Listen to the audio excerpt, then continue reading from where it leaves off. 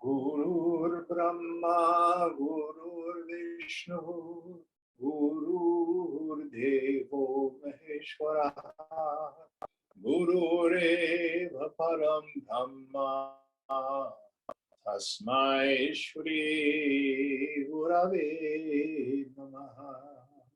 Chinmayam Vyapyat Sarvam Trilokyam Sacharacharam Tatpadam Darshikam Yena Tasmai Shri Gurave Namaha.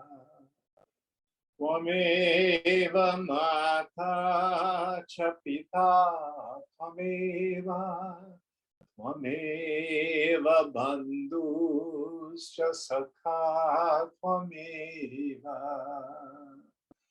Tvameva Vidyat Ravindam Tvameva Tvameva Sarvam Mama Deva Deva Tvameva Sarvam Mama Deva Deva.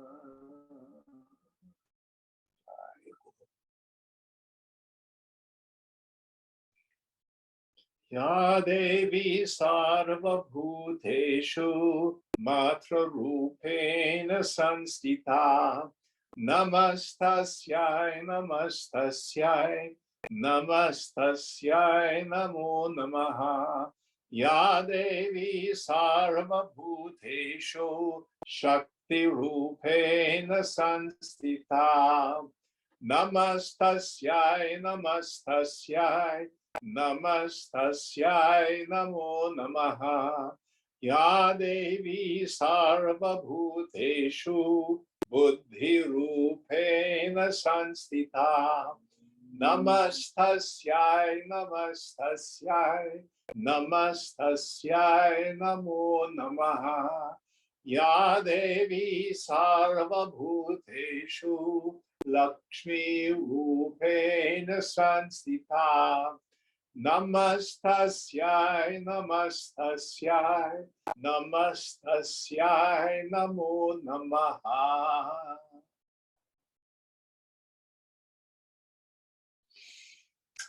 So we are in our last chapter, and we're now, come on, light, there we go. Finishing up the last verses, the last 30-some verses. Mark, do you remember what number we're on? It's 79b-81 on page 441. 441. I don't have a book handy for you, so I'm told it's okay.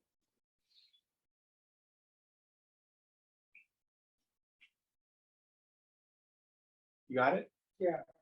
Did you help us out? Yatha tvam Rama sarvasmin deham bhava pramhitah prithag netradyaham bhava itaipi tat kriya parah evameva para samvit purna hanta samashraya kada shivadi Sambanta Purnahanta Shayapi Vai Vastutasaiva Parama Chitirevam Vibhasini. Rama, as you are grown with your right consciousness in the entire body, that is, as your right consciousness pervades your entire body, and yet you're engaged in the respective actions, even though the eye consciousness of your eye and other organs separately In this manner alone, the Supreme Consciousness, the substratum of undivided I consciousness, is also the substratum of the divided I consciousness, from Sadashiva down to a clump of grass. In reality, the Supreme Consciousness alone is indeed shining in this manner.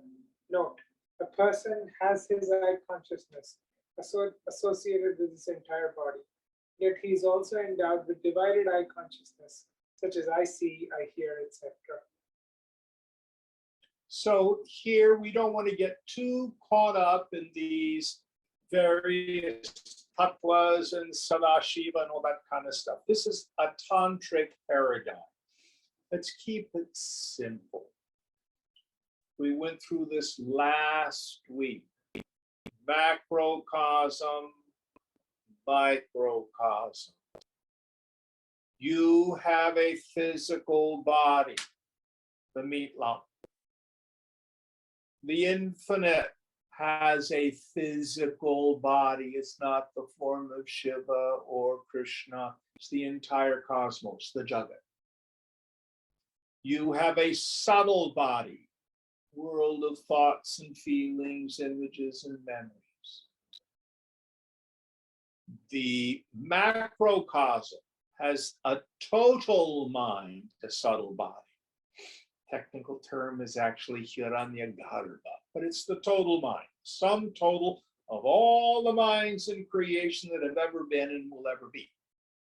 The potentiality of it all.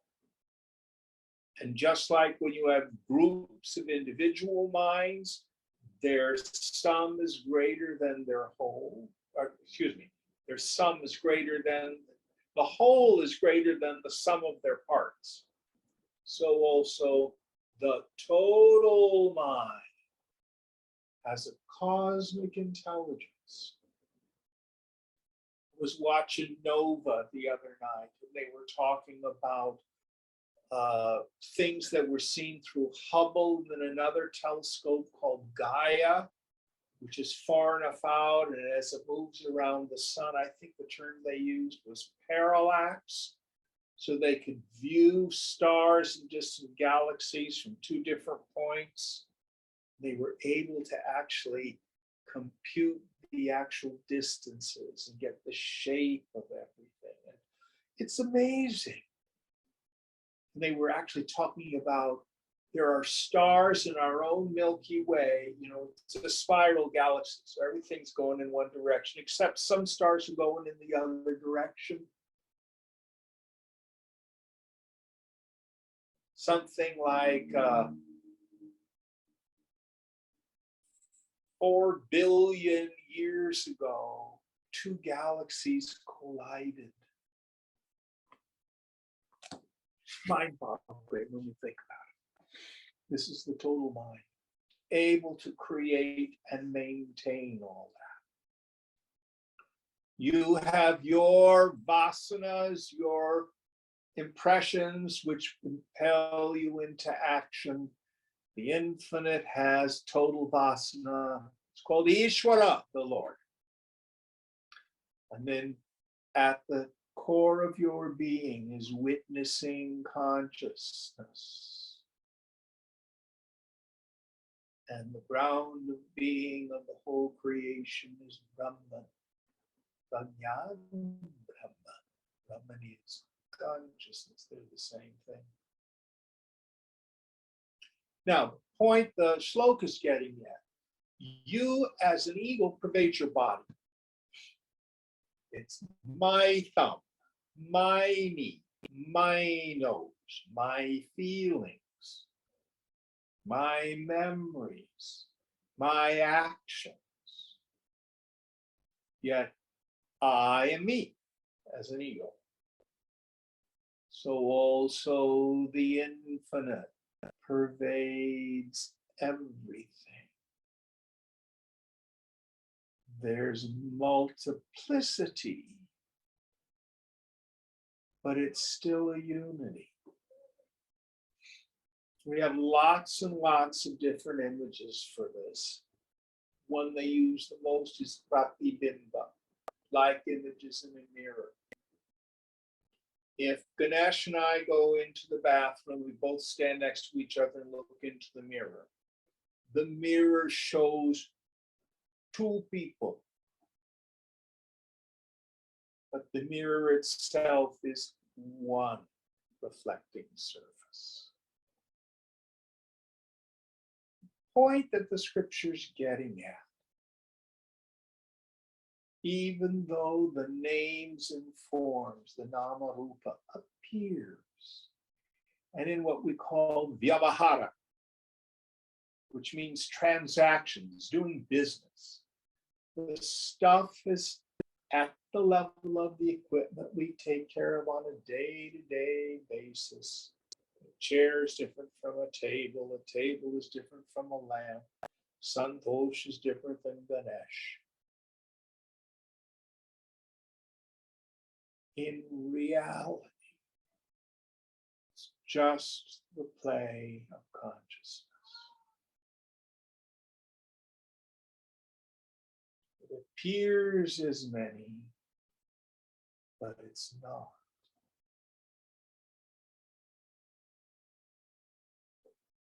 Any thoughts on this?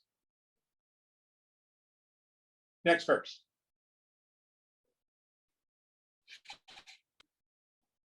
Deham bhava rupastvam swato rupa prasadikam grahituma samarthopi chakshatadatya metyatu sarvam grinhasi satatam evam deva sadashivah swatah sarva bhedamayo brahmadi stambarashishu anta antastadatma yama antastadatmya ma panno janati cha karoti cha.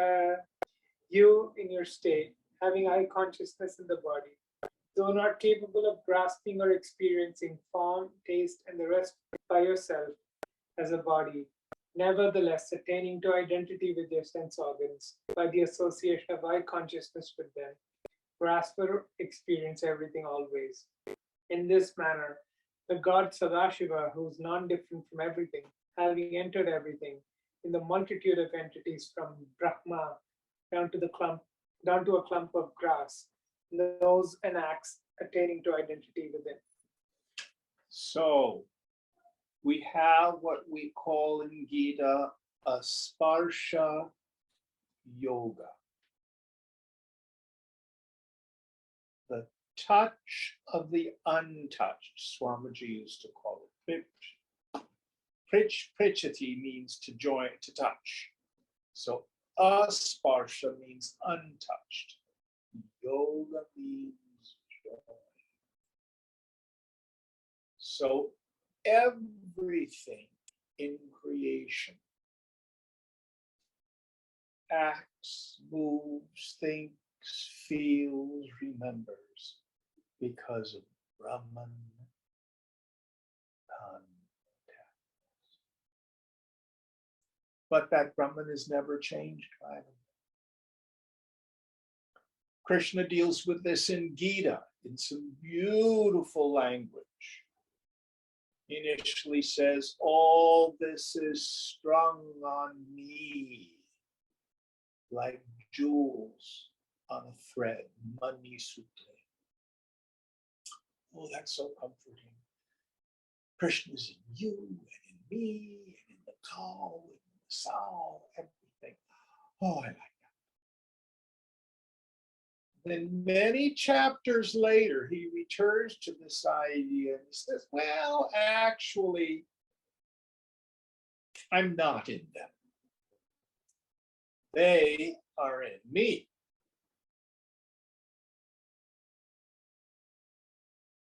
What does he mean by that? Do you incarnate into a dream? Sure feels like it. When I'm dreaming, it feels like I am in the dream body, peeping out of the dream senses, looking at a dream world that's separate from me. But from the viewpoint of the waker, no, I wasn't in the dream. The dream is in me. It just seemed like I was in it. When he says, well, actually, they're not really in me. So if I dream I'm horseback riding, I wake up in the morning, there's not a horse in bed with me. Where did it go? Gone. Because it was just a phantasm. It was just an image. Something my mind.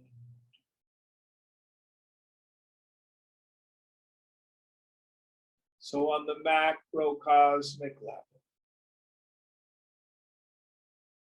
the infinite is the very material cause of all form. The stuff out of which it's made. How is that done? By knowing. I am not a scientist, so it's hard for me to wrap my head around this. But so many of the quantum physicists are starting to play with the idea that the things are just probability until they're observed, and then that's what makes them concrete. So their actual material existence is because they're known. Oh my, we're getting very close to Vedanta.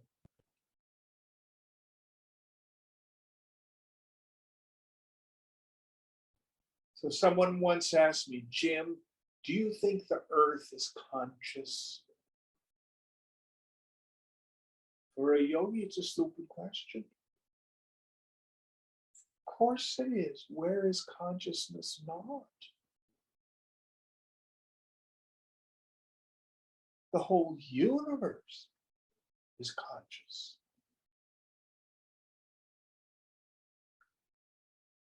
It's in consciousness. It's pervaded by consciousness. Its material cause is consciousness.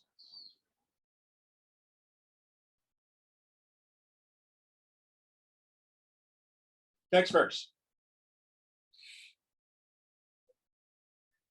Yathate nirvikalpam tu rupam sarvashrayam hi sat na kinchit api janati karoti cha drugudvah evameva parasambit sarvaloka samashraya vedaleshamapi kvapi na janati karoti cha. Descendant of Bhrigu, as your natural state, free of thought constructs, being indeed the substratum of all bodily and sense functions, neither knows nor does anything whatever. Thus alone, supreme consciousness, which is the substratum of all the worlds, neither knows even little difference anywhere, nor does anything. So, Nirguna Brahman, Saguna Brahman. Nirguna Brahman. I am Atma Brahma. Yourself is what Brahman is. But if we bring the mind into the state, even for a moment, free from thought, with the attention introverted,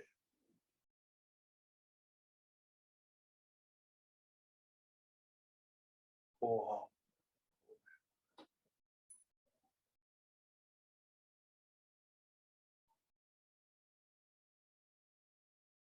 we see that ground of being is just pure awareness.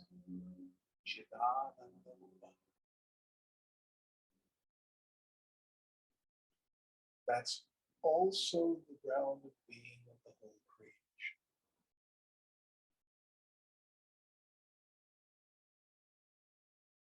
And the self is never an agent. It is never the doer. It doesn't think, it doesn't feel. Why did God create the universe? Oh, he was lonely. Nonsense.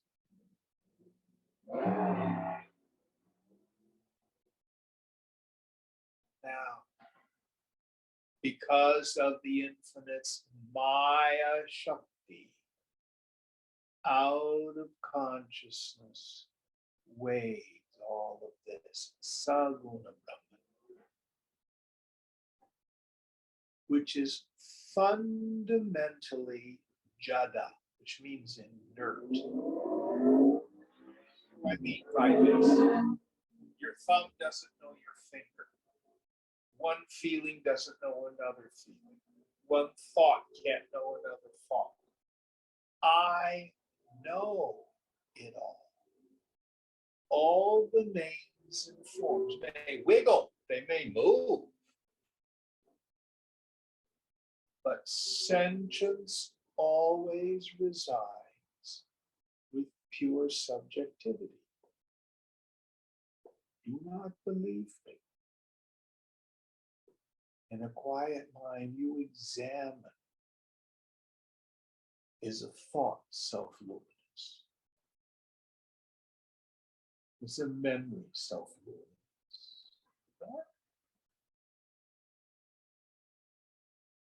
They are only known by me.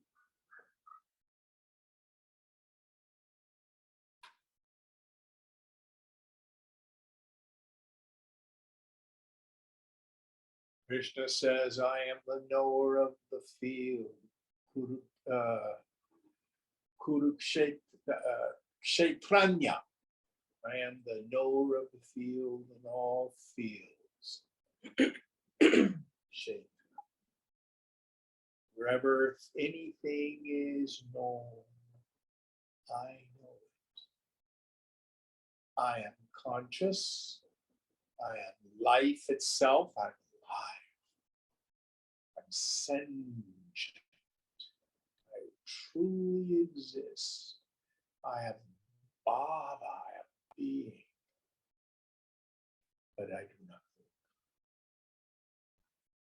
It is the body that acts. It is the mind that feels. It's the intellect that thinks.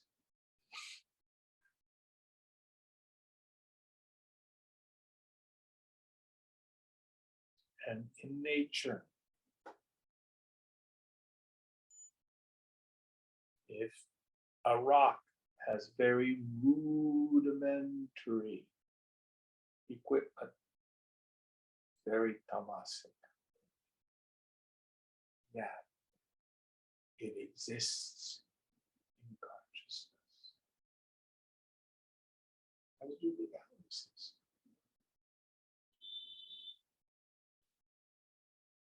Agency always resides in Prakriti. Purusha stands as the uninvolved, untouched witness of it all. Next verse.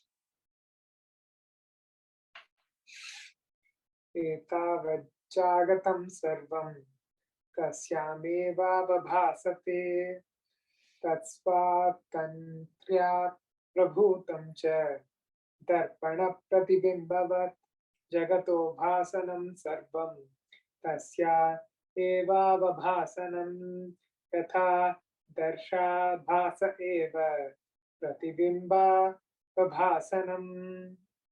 So much of all that constitutes the world appears in that consciousness alone and has arisen like the reflection in a mirror, but of its own freedom of will. The entire appearance of the world is only appearance of that consciousness, as the appearance of a reflection is only the appearance of a mirror. Yes. So when I see a mirror, I'm not seeing a mirror plus a reflection. It is the mirror itself, because of its inherent properties, that allows things to reflect in it.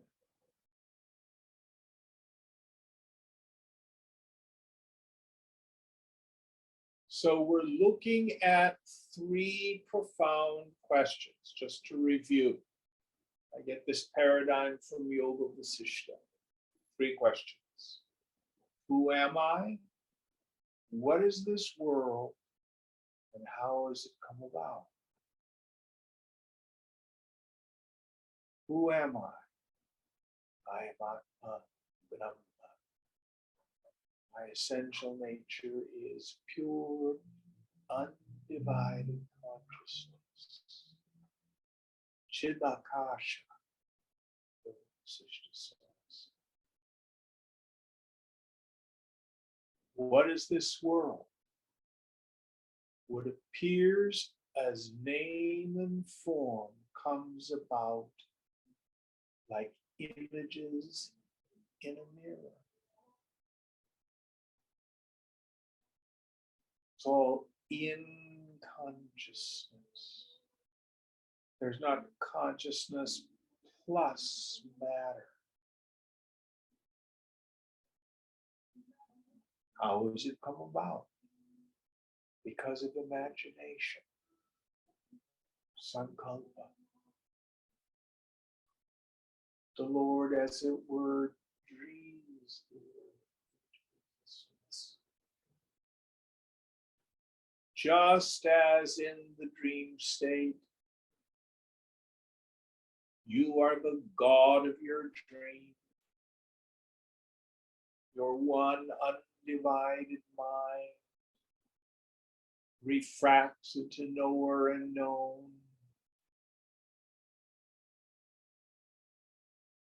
But you are never really touched by the phenomenon of the dream. The Lord does lucid dreaming.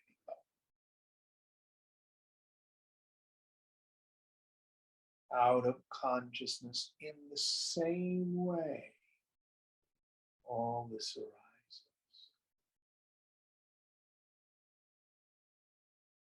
Your body, mind, intellect is a character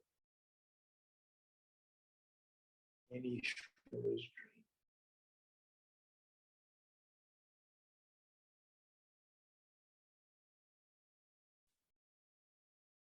My favorite definition of the word Maya.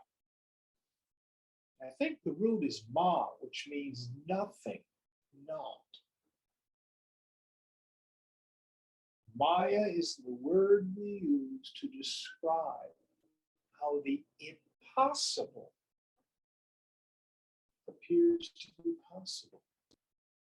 How is it that consciousness, Brahman, which is one without a second, which is sthita, still, established, achalam, unmoving,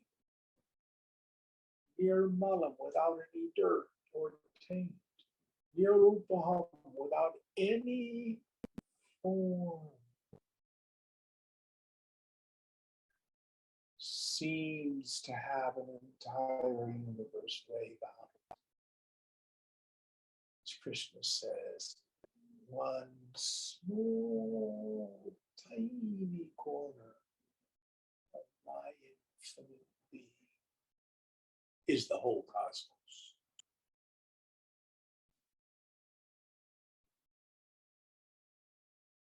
So what? Don't take it all so seriously. It's all God.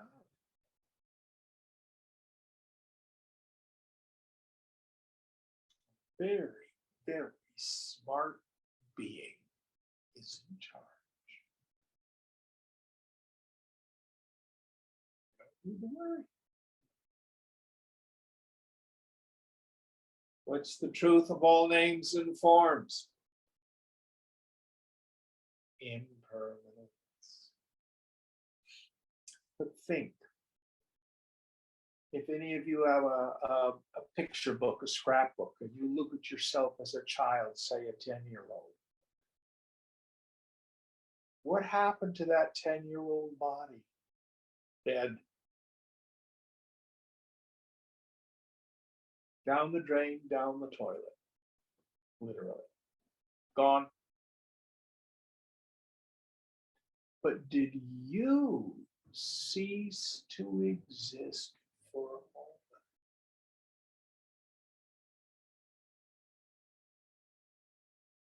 So when this particular material sense of body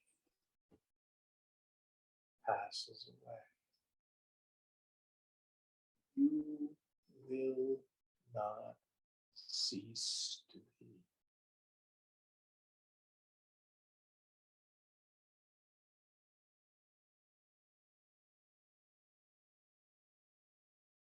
You are Amritam, immortal.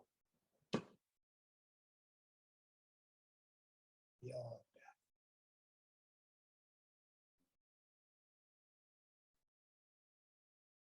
Next one. अत्र समहमन्ये च दृष्टारो दृङ्मया खलु दृश्या सम्मेलने शुद्ध चितिरेव न चेतरत्. You, I, and the others here in the world, who are ones who perceive, thoroughly consist of mere perception or knowledge. On not coming in contact with the perceived objects, they are pure consciousness alone, not another. Read it again. It didn't make much sense to me. You, I, and the others here in the world who are ones who perceive, thoroughly consist of mere perception or knowledge. Okay. On not coming in contact with the perceived objects, they are pure consciousness alone, not another. Yes. So it is my perception of the body and identification with it that makes it seem like I am a person. Listen carefully. Where does that identification take place? Does the self get identified? No. Happens technically in what we call the Vijnanamaya Kosha, the subtle intellect. All it is, it's like hypnotism or like a dream.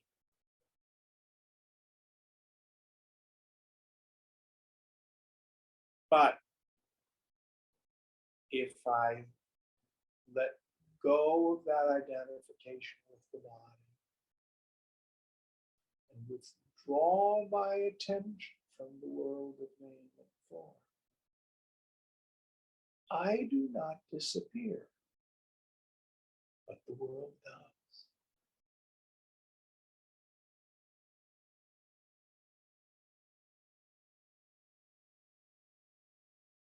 Start thinking again, start looking again.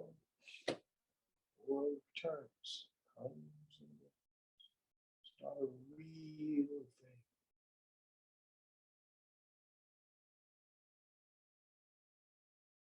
Next one. घटादि दर्पणो यद्वत् घटादीनाम संगमे शुद्ध दर्पणमात्रस्य विभेदः प्रतिबिम्बवतः एवं विकल्पसम्भूतः दृश्याभास प्रमार्जने शेषितः परमा संवित् अद्वितीय स्वरूपिणी. As a mirror reflecting a pot and the like, and the dissociation of the images of the pot and the rest would be the pure mirror alone, when the division arises on account of the reflection. So in effacing the appearances of knowable objects arisen by means of thought constructs, supreme consciousness having a natural state which is without a second is left remaining. So we're talking about two ways of approaching it. What he's saying here is he's describing for the yogi what happens in the state of nirvikalpa samadhi. When all the vasanas have been exhausted, have been burned up, the mind slips into that state where there's no thought of any kind, then there's no individual sense and no phenomenal world. But something remains, a conscious being, I.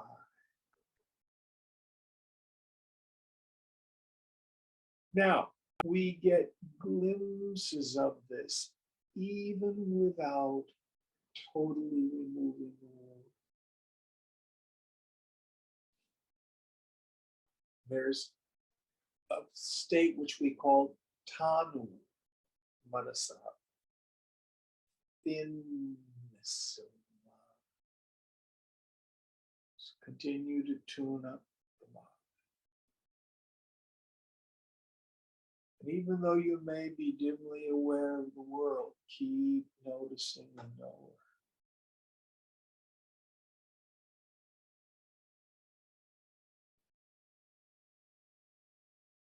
You can still perceive the no thingness of I. And when you fundamentally grasp that anything seeable is illusion, presence or absence of the objective world makes no difference. Brahma Satyam Jagam Vidya. Brahman alone is real, but all phenomena, the Jagat, is illusion.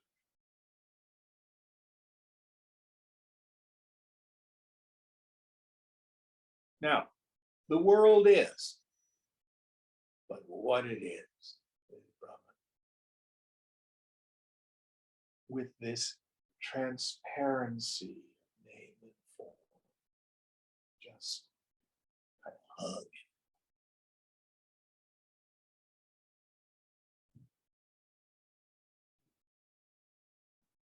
Next one.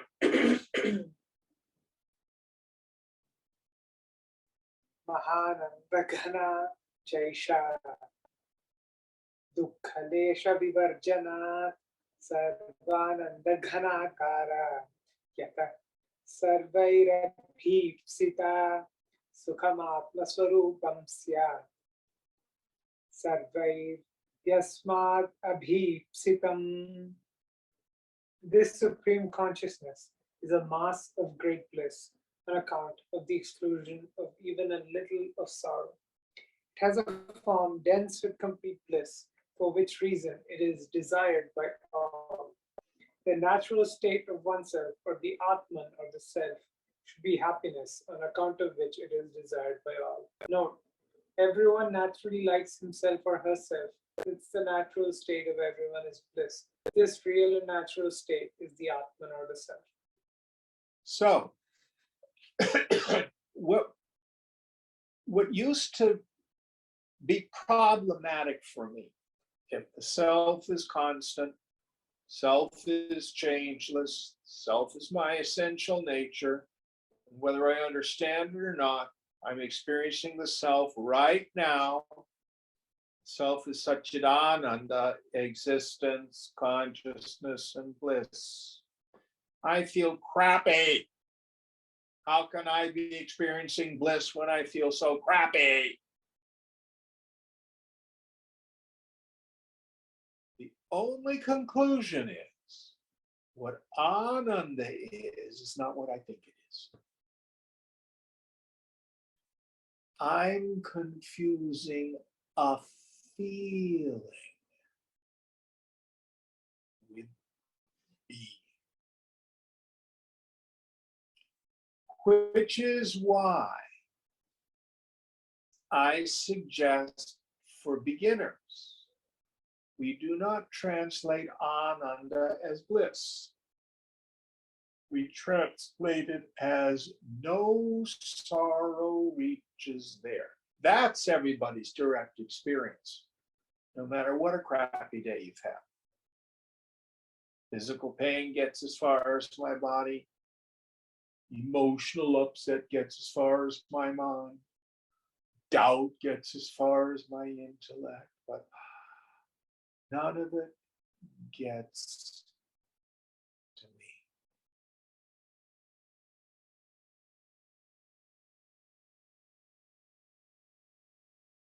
I am the knower of the body, knower of the body, knower of the thoughts. None of its dualities touch. Well, then why the F do they call it Ananda? Why do they call it bliss, Jim? It's confusing. And it has to do with our deep understanding of where is happiness. Why is happiness such a big deal? So what we're dealing with really is the human mind.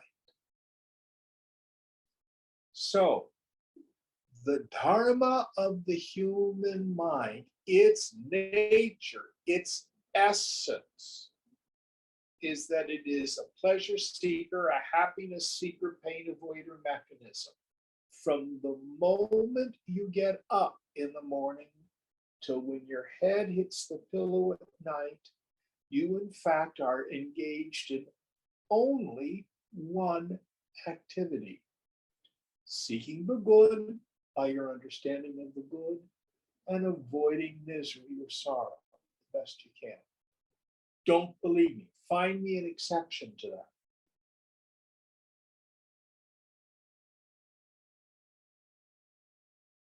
So the question is, where is happiness? The person in ignorance, identified with the body, who thinks the phenomenal world is other and real, is convinced happiness is in people, places, things, and conditions. Misery is when I don't have the people, places, things, and conditions that I want.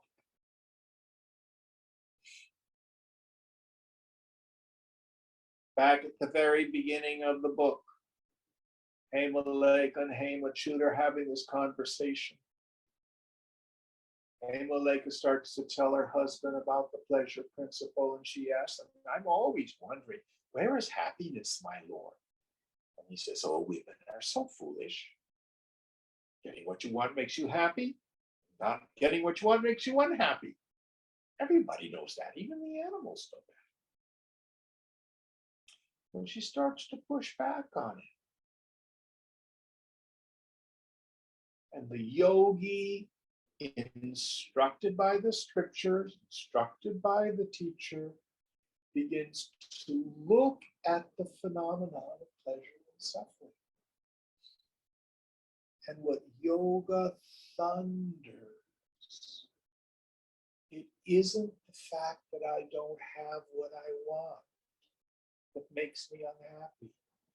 It's the fact that I'm wanting itself.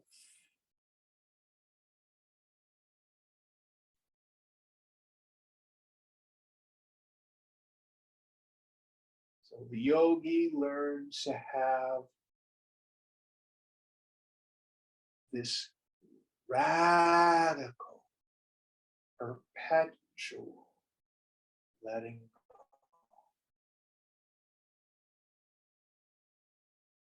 We find the mind freed from craving, or to put it in another way, the mind coming home to the self. When the waves quieten down, they become one with the ocean.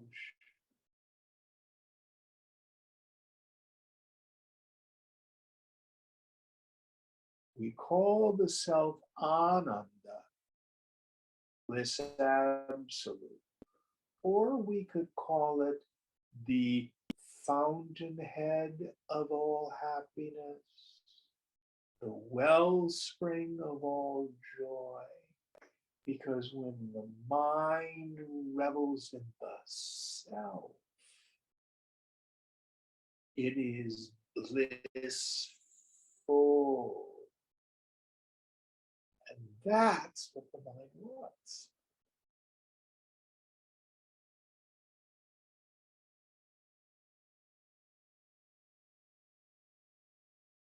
So as the mind becomes more and more no mind, shunya chitta, empty mind,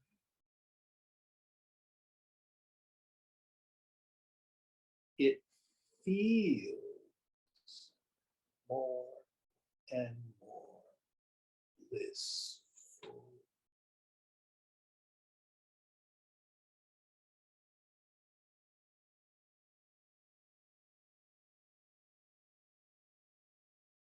How do we be happy? It's real simple. Let go. Let go, keep your heart open. Let go of what, Jim? Everything.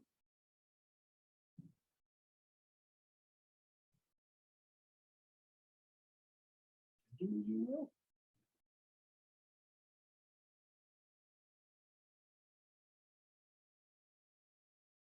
Next verse.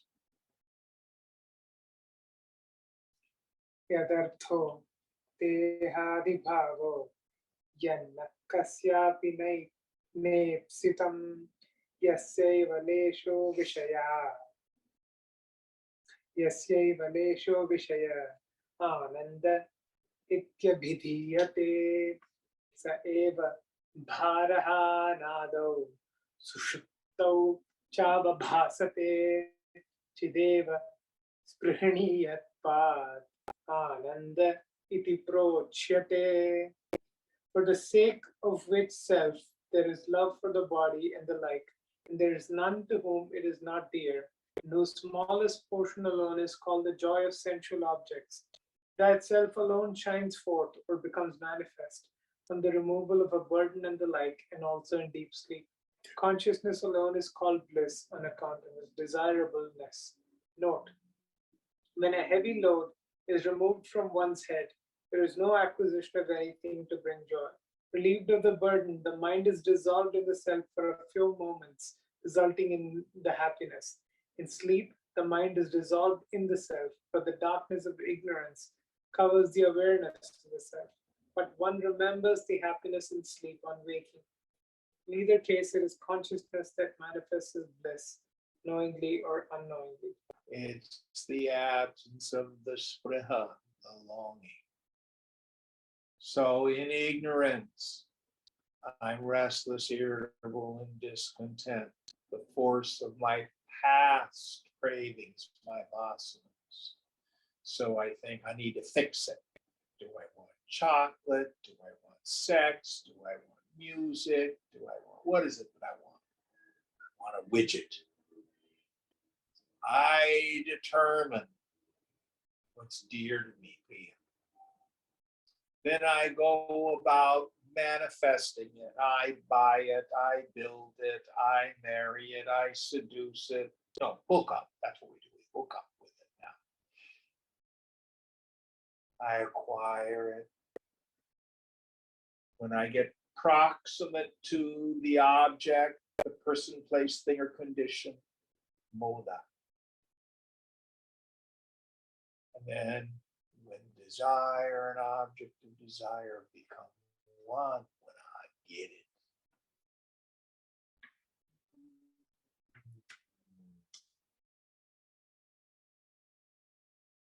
Kramoda, the point of pleasure. For that moment, I'm getting a taste of my own self-nature.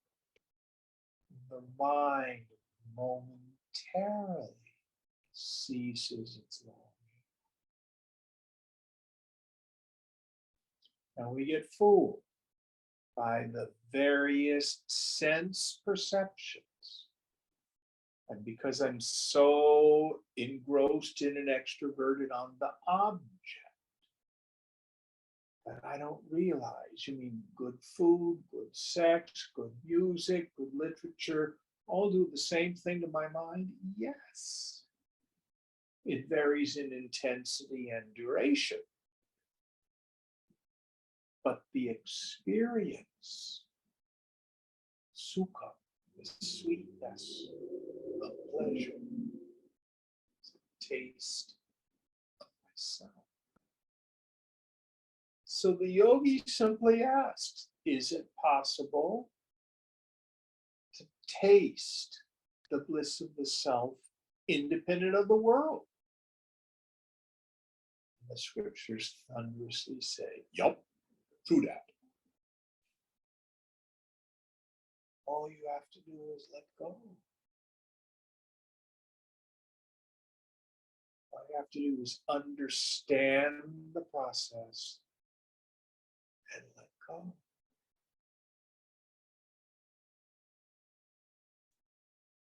I think the word for attachment that the Buddhists use is sangraha. Is that right?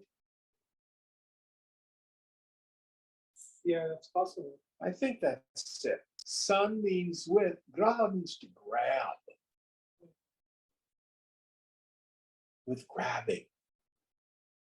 That's what I do. Brain. Gimme, mine. Says, oh, but it's a foolish way.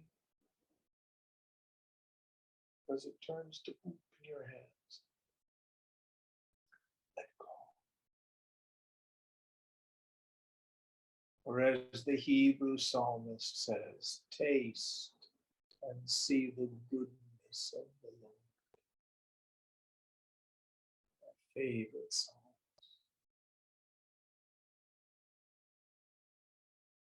Scriptures call this Atmaramana, reveling in the bliss of yourself. Any questions about this? This making sense to you, Santosh? Yes. Well, I have some thoughts. Talk. Next one. Mudha nahi vijananti swatmabhutam mahasukham vibhinnam abhijananti vyanjakanam vibhedatah. Ignorant ones indeed do not know or recognize the great happiness born of one's own self. On account of the variety in the objects manifesting the happiness, they recognize the source of happiness is different from their own nature. Yes. So the foolish people, because of lack of attentiveness, not paying attention, are convinced that the happiness is people, places, things, and conditions. Whereas a yogi begins to understand, no denying, when I eat chocolate, I'm happy. But what I'm doing is using the chocolate to stop the craving of mind.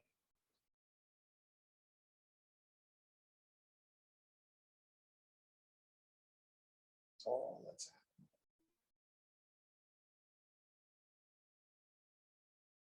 Next one.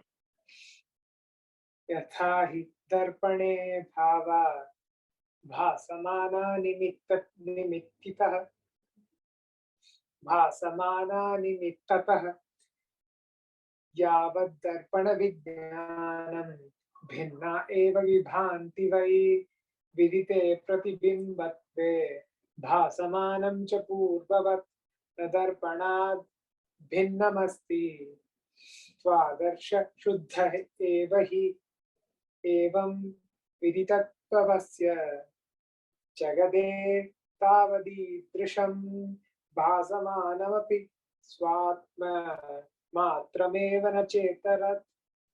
As the images of objects appearing in a mirror due to a cause in the form of the concerned object producing the image indeed appear only as different till there is a knowledge of the mirror, and when their nature as reflected images is known, though appearing as before, there is nothing different from the mirror, and the mirror indeed is quite pure. So for one who has known the true principle, the world of so much extent and of this kind, though appearing, is just one's own self only and not another. Yes. So, the clearest example of this, you can see sometimes on Facebook, the little wiener dog seeing its reflection in the mirror and, rah, rah, rah, rah, rah, rah, and the other wiener dog, and it keeps running back and forth. It thinks there's another wiener dog over there, or a bird keeps pecking at the mirror. The other bird keeps pecking back and it escalates. You ever seen those things on YouTube or on Facebook? Because they do not know it's a reflection. You and I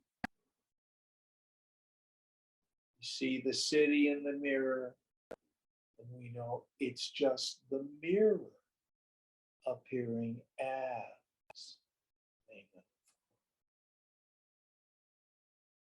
Likewise, for foolish people, they see the world. They don't know that it's all myself. It's all the self. So the mind leaves home and returns. For the man or woman of wisdom,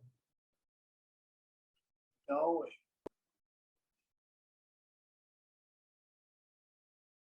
Sarvam Kalvidam Brahma, all this is verily Brahma. The mind easily stays home. You don't take the world seriously anymore.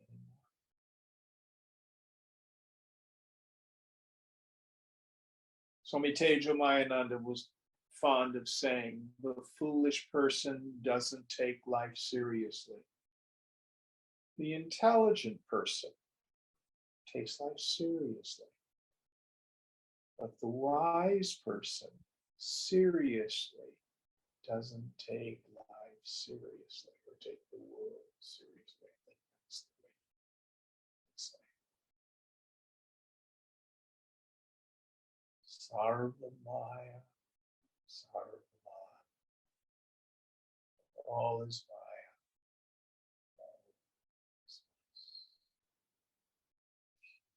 Next one.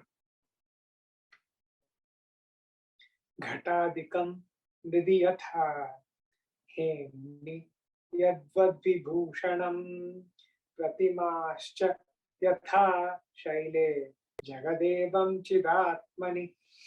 As there is pot or the like in clay, as there is ornament in gold, and as there are statues in a rock, so the world exists in the self that is consciousness. Yes. So sometimes the term mithya, which literally means illusion, is thought of as conditioned reality.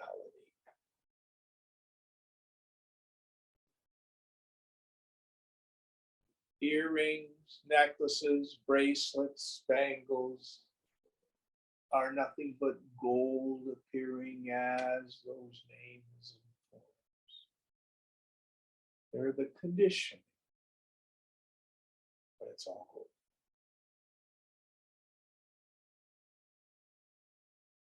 If you have a bunch of broken gold jewelry and you take it to a jeweler and say, make me a really nice ring out of this.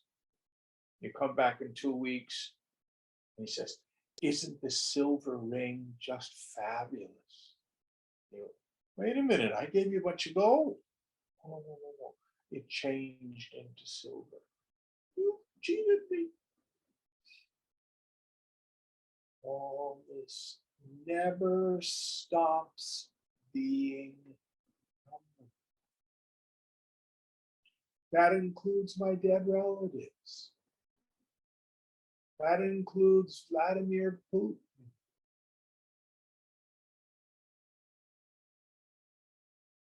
That includes all the good things that happen. All of it is Leela. All of it is just the sport of the infinite.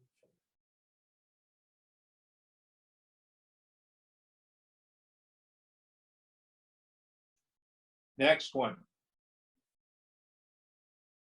जगन्नास्येवति दृष्टेहि अपूर्णैव भृगत्वः नास्तीति विपरीतिः निश्चयो नैव सिद्ध्यति. Descendant of Phrigu, the notion that the world just does not exist is only incomplete. The reverse ascertainment, it does not exist, is indeed not proved or established. So the Shunyavadins, or people who say the world does not exist, don't get the whole truth. So we have these two scriptural statements. Brahma Satyam Jagan Mithya. Brahman alone is real, the phenomenal world is illusion. But we also have the scriptural statement, Sarvam Kalvidam Brahma, all this is verily Brahman. How do we reconcile them? As with most things, go to the dream state. If I dream I'm out riding a horse, does the horse exist?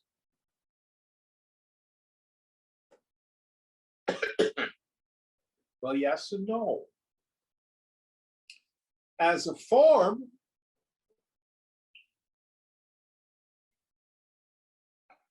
it's just imagination.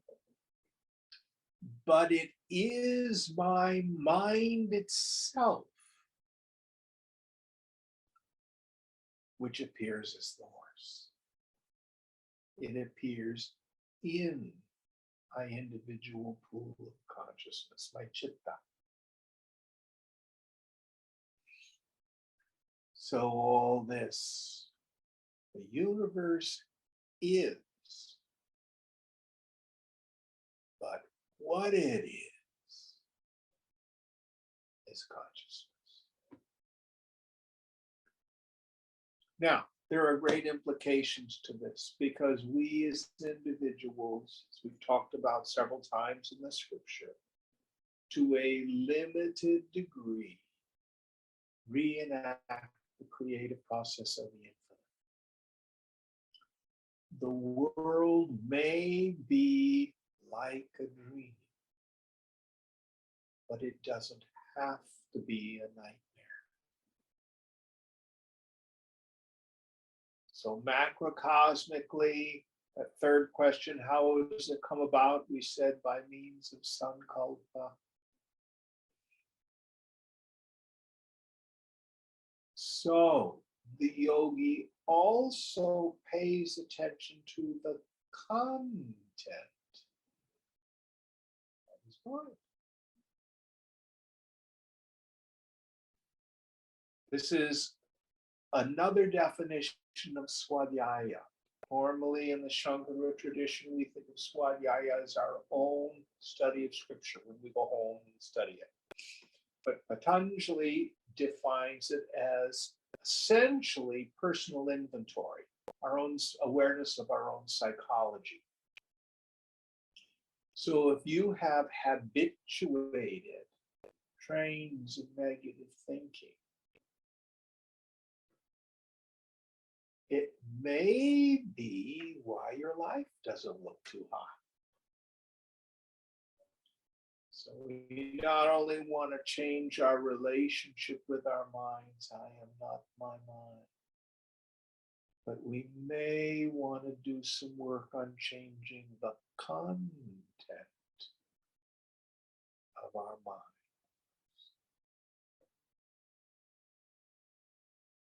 Krishna says, to the fool, the mind is the enemy. The man of wisdom, the mind is his great friend.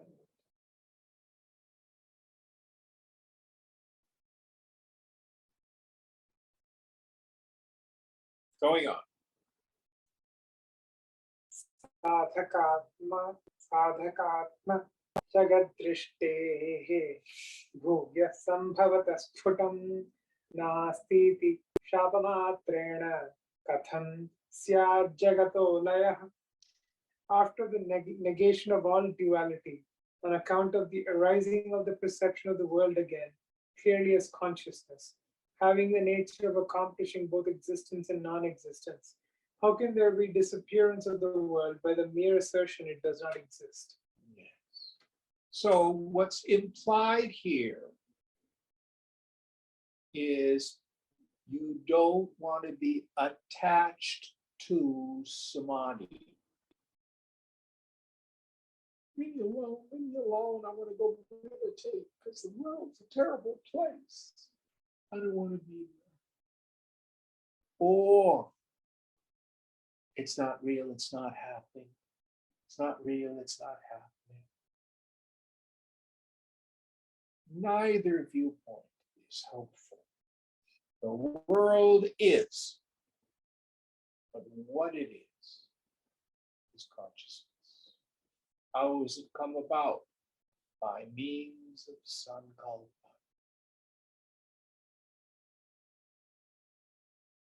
One of the sayings I say to some people, not everybody's ready for this. The awareness of suffering is an invitation to prayer. Why has the Lord brought the awareness of suffering to my mind? Least I can do is send blessing.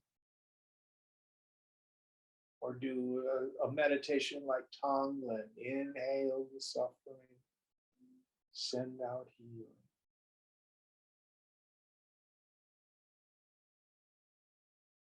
This is why the Master Jesus would say things like, I say, pray for your enemies.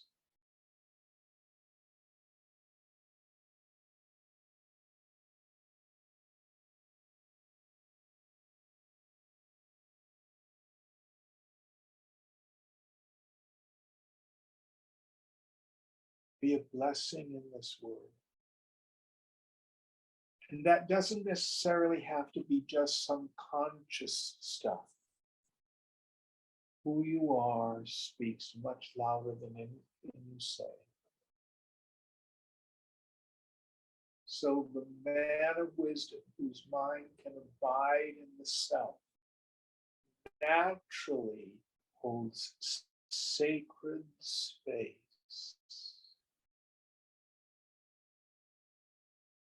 The world loves it.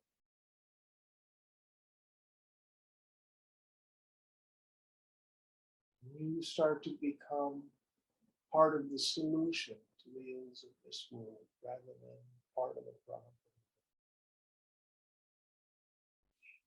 Next one. How many more verses do we have? We have 10. Okay, we're not going to make it. Okay, so we're going to end here tonight. And then we will finish up the last 10 verses next week. And then on the 4th, we start Avaduta Gita. Om Purnamada Purnamidam Purnat Purnamudachyate Purnasya Purnamadhaya Purnameva Vashishyate. Om Shanti Shanti Shanti. Hari Om Sri Guru Pyo Namaha. Hari Om.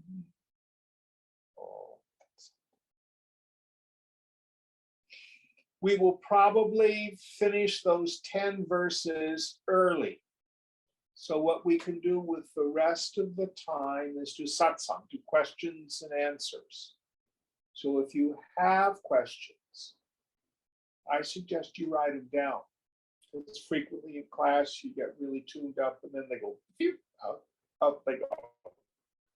Then when you're going home, oh, I meant to ask Jim about blah, blah, blah. All right, thank you all.